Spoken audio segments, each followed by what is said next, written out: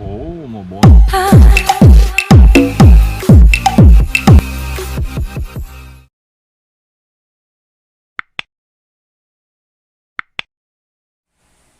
Ayan, kamusta kayo? So, ika-9th day ng quarantine.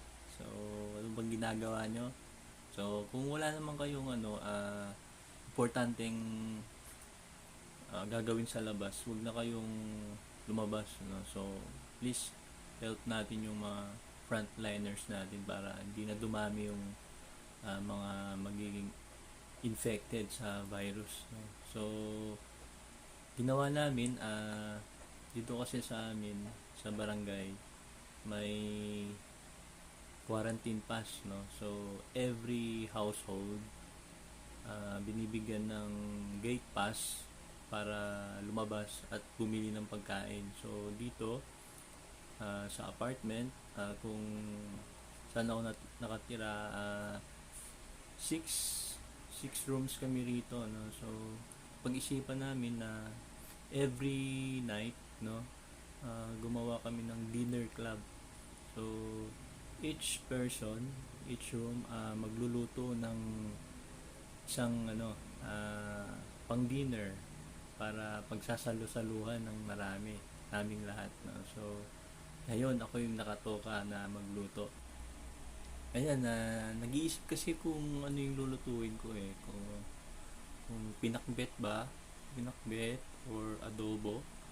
So, since 9th day ng quarantine, so almost 5 days or 7 days din ako hindi lumabas eh. So, puro dilata, naubos na nga. So, naisip ko, yung kaya, yung may sabaw, no? So, para may sustansya, no? And may gulay. So, naisip ko, tinola. Tinola na lang. Diba? Ayos.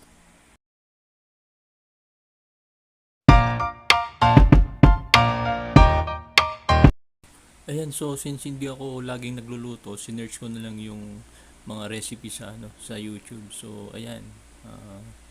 Syempre, hindi na makakalimutan yung quarantine pass. So, importante yan.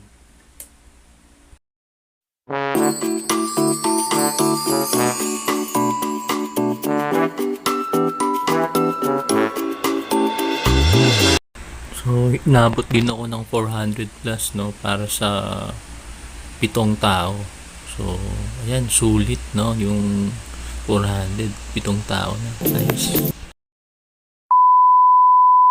So, yan, hiniwa-hiwa ko na yung ating mga recipe, no. So, nga pala, kung mahilig kayo manood ng Netflix, panoorin nyo yung What the Health. So, doon malalaman nyo kung gaano ka-importante ang gulay kaysa other meal. So, yan. Okay ba?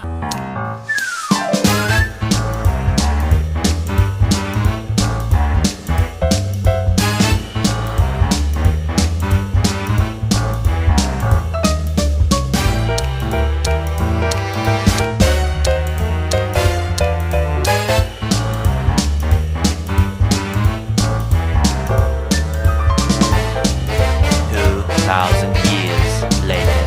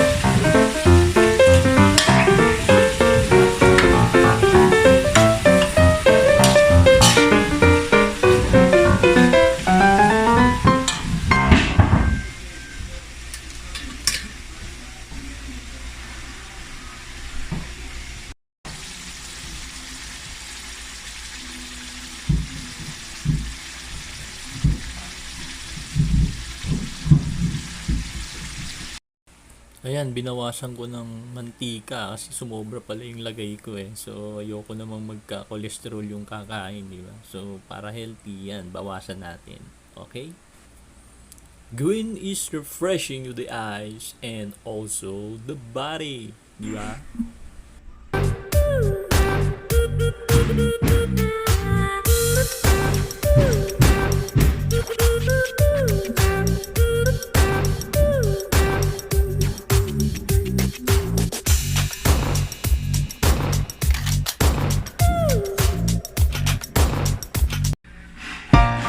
Vlog ako eh.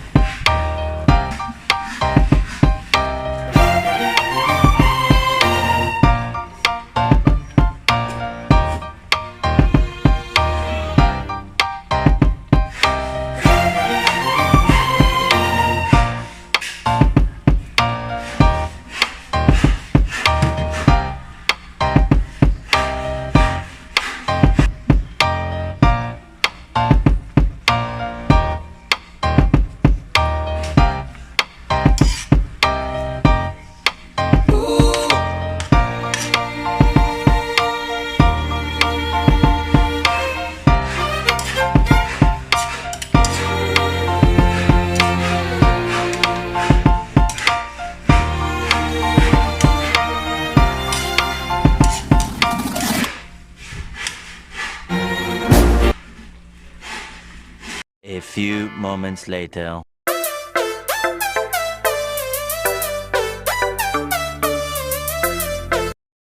Tinola a la quarantine. Wala, kain na.